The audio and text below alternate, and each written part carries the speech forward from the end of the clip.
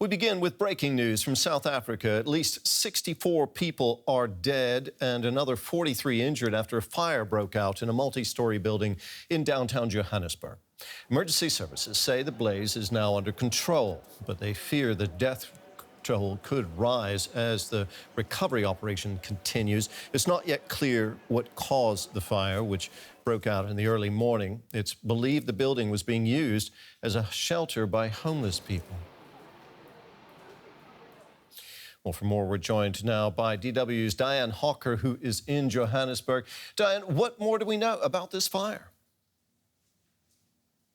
Well, as you mentioned, the death toll has been rising over the morning, Terry, since the early hours of the morning. Initially, it was thought to be less than 10 people that were killed in that fire, but we've now recently learned that the death toll is up to 64.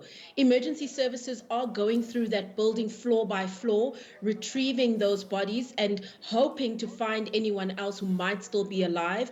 However, with the level of smoke that is there, they are not at this stage finding any more people who have survived.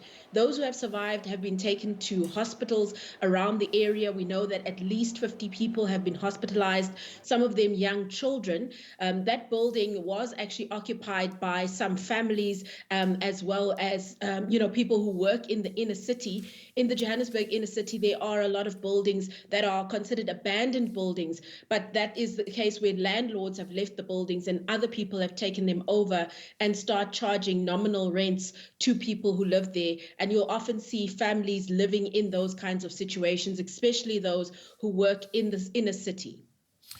This is a horrific fire with more than 60 people dead, confirmed dead at this point. Do authorities have any idea, Diane, what might have caused this blaze?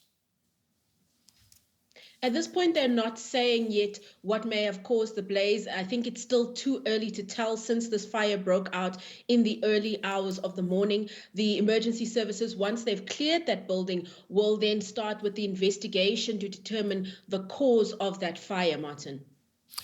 And what about the reaction of authorities when the fire broke out?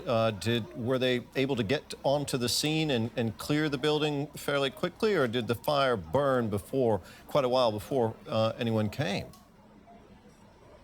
Well, initial reports are that the community members themselves initially started to try and help people coming out of that building. There are a number of other high-rise buildings in that area, and soon afterwards, emergency services arrived already in the early hours of the morning. So they've been there since around 2 a.m.